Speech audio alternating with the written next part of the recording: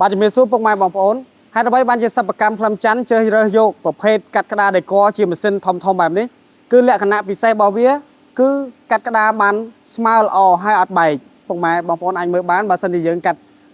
ម៉ាស៊ីនធម្មតាឬក៏ផ្លែធម្មតាគឺវាមានបែកឆ្ងាញ់បែបនេះអញ្ចឹងដល់ពេលដែលកាត់ជាមួយម៉ាស៊ីនធំបែបនេះគឺវាអត់បែកឆ្ងាញ់ទេគឺវាដាច់ស្មើដោយសារទី1គឺផ្លែរបស់វានេះគឺមុតល្អប្រភេទល្អផ្លែហ្នឹងហើយវាមានមុខក្រោយរបស់វាមានផ្លែតូចនិងផ្លែធំផ្លែតូចនេះសម្រាប់កាត់ពីក្រោមហើយផ្លែធំនេះសម្រាប់កាត់ផ្ដាច់ទាំងលើទាំងក្រោមហ្មងអញ្ចឹងជាក់ស្ដែងខ្ញុំនឹងពិសោធន៍ឲ្យពុកម៉ែបងប្អូនបានឃើញកាត់ផ្ទាល់តែម្ដងឥ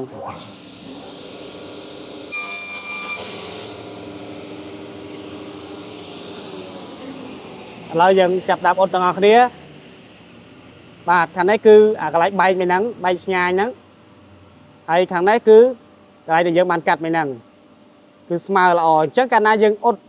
យើងកាត់បានស្មើល្អដល់ពេលយើងយកទៅអ៊ុតកែមនេះអ៊ុតកែមហ្នឹងក៏ស្មើល្អអញ្ចឹងវាអត់ជ្រាបទឹកទេកាលណាវាជ្រាបទឹកវាជ្រាបតែតាមកែមហ្នឹងទេដែលធ្វើឲ្យហើមប៉ោងឈើពុកម៉ែបងប្អូនអញ្ចឹងកាលណាយើងកាត់បានល្អអត់បែកអញ្ចេះ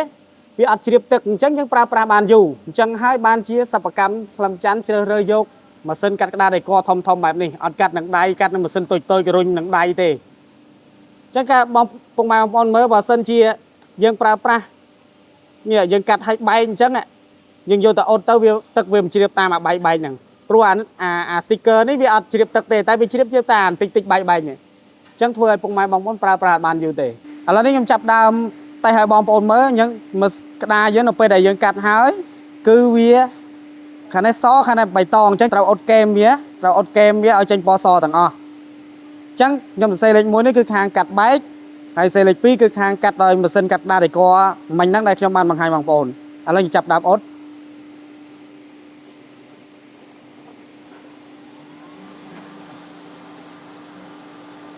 ឡើយចាប់ដើមអ៊ុតលេខ1មុន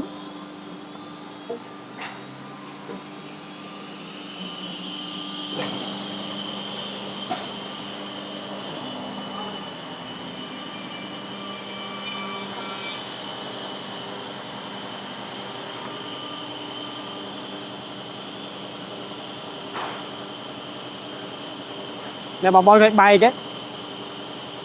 ហើយវាអត់សស្គូហើយវាបែកចាំមើលខ្ញុំអ៊ុតខាងលេខ2ម្ដង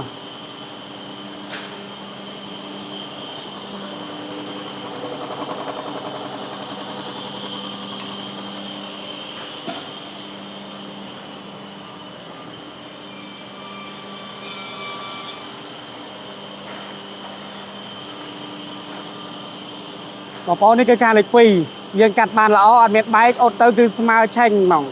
គឺពណ៌សសតដល់ពេលខាងបែកបងប្អូនអាចមើលបានគឺវាអញ្ចឹងអាទឹកហ្នឹងវាជ្រាបចូលតាមហ្នឹងទឹកជ្រាបចូលតាមហ្នឹងគឺធ្វើឲ្យហើមក្តារយើងហើយ